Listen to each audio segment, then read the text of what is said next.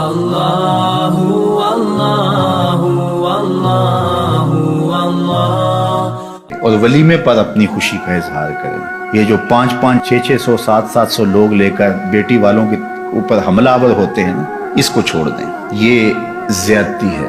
آپ کو خوشی ہے تو اس خوشی کا اظہار اپنے گھر کیجئے، اس کا رواج ڈالیے۔ یہ 300 400 لوگوں کی بارات لے کر حملہ آور ہونا، بیٹی والا قرض اٹھا کے مجبور ہو کے وہ کھانا تیار کر رہا ہے، اور پہلے پتہ کیا کہتے ہیں؟ ہمارے مہمانوں کو کھانا اچھا دینا اور چاہے بیٹی کو کچھ دینا نہ دینا، یہ ہمارے بڑے سٹیٹسفائی لوگ آئیں گے ہمارے ساتھ جو آئیں گے، کھانا بس اچھا دے دینا، یہاں سے شروع ہوتا ہے۔ پھر اس کے بعد کہتے ہیں یہ بھی دے دینا، یہ بھی دے دینا۔ یار جس نے بیٹی دے دی اس نے رکھا کیا؟ اور وہ قرض اٹھا کے تمہیں دے رہا ہے، اور اس سے زیادہ کمینگی اور کیا ہو سکتے؟ اس سے تو جولی پھیلا کے گلیوں میں مانگ لیتے تو اچھا تھا، اس سے تو گلیوں میں مانگ لینا اچھا تھا، اور تم مجبور بیٹی والے سے مانگ رہے ہو، اور تمہیں پتہ ہے کہ وہ قرض اٹھا کے اپنی بیٹی کے لیے جہیز تیار کر رہا ہے۔ ایک دفعہ ایک خاتون میرے پاس آئی، روز ایسے لوگ آتے ہیں، تو اس نے کہا کہ کھانے کا مسئلہ ہے تو آپ حل کر دیجئے۔ جو غربت کی حالت تھی ان کی، جو پوزیشن تھی بچی کے لیے، جو 2 4 10 جوڑے بنائے یا جس طرح ہوا ان کا، تو میں نے کہا آپ کا گھر بھی کرائے کا ہے اور مقروض آپ ہیں، تو وہ آپ ان کو سمجھا نہیں سکتے؟ وہ کون ہیں؟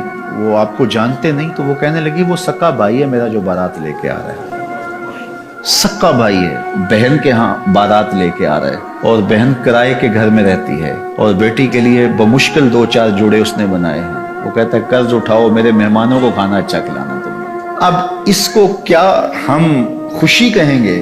اس کو کیا ہم کوئی سٹیٹس کہیں گے؟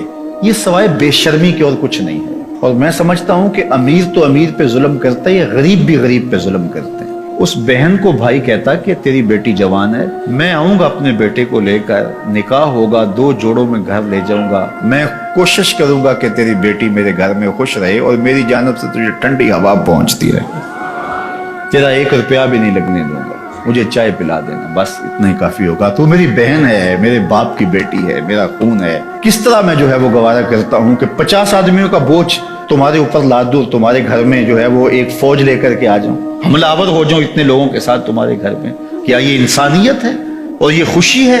اس کو خوشی نہیں کہتے، یہ زیادتی ہے، یہ ظلم ہے، اور یہ روز معاشرے میں ہو رہا ہے، ایک دوسرے کے ساتھ ہم کر رہے ہیں۔ یہ ان لوگوں سے پوچھئے جن کی دہلیز پہ بیٹیاں بوڑھی ہو رہی ہیں، اور وہ بیچارے فکر میں ہیں کہ کس طرح ان کو گھر سے اٹھایا جائے۔ غریب آدمی تو اٹھ نہیں سکتا جس کی 4 بیٹیاں، ساری زندگی کماتا رہتا ہے اور دوسروں کے گھر بھرتا رہتا ہے، اور وہ پھر بھی خوش نہیں ہوتے۔ وہ بیچارہ اپنا آپ بیچنا پڑے تو بیچ کے بھی لگا دے، لیکن وہ پھر بھی خوش نہیں ہوتے۔ یہ معاشرے کی دکھتی ہوئی رگ ہے۔ چلو عمرا، صاحب ثروت، مخیر حضرات، کسی حد تک متوسط طبقہ بھی کوئی سہ لیتا ہے، برداشت کر لیتا ہے، لیکن مصیبت ان کے لیے بھی بنی ہوئی ہے۔ لیکن بالخصوص جو غرباء ہیں ان کو تو خیال کرنا چاہیے۔ نکاح فی المساجد کا ماحول پیدا کریں، اور مساجد میں آئیں، نکاح ہو، اور گھر سے بیٹی کو رخصت کر دیں، بات ختم۔ شب زفاف کا صدقہ ولیمہ ہے، اور ولیمے کی تلقین کرتے ہوئے فرمایا ولیمہ کرو چاہے 1 بکری سے ہی کیوں نہ ہو۔ اگر آپ کے پاس زیادہ طاقت نہیں ہے تو آپ 1 بکری ذبح کر کے ولیمہ کریں، اپنے دوستوں کو، اپنے رشتہ داروں کو، اپنے ملنے والوں کو، ہمسایوں کو، غرباء کو، مساکین کو، سب کو اس میں شامل کریں۔ اگر آپ کے پاس استطاعت زیادہ ہے تو زیادہ سے زیادہ لوگوں کو بلا کر کے اس میں شامل کریں۔ کوئی بات نہیں، شریعت آپ کو خوشی کی اجازت دیتی ہے، لیکن اپنے گھر کریں نا۔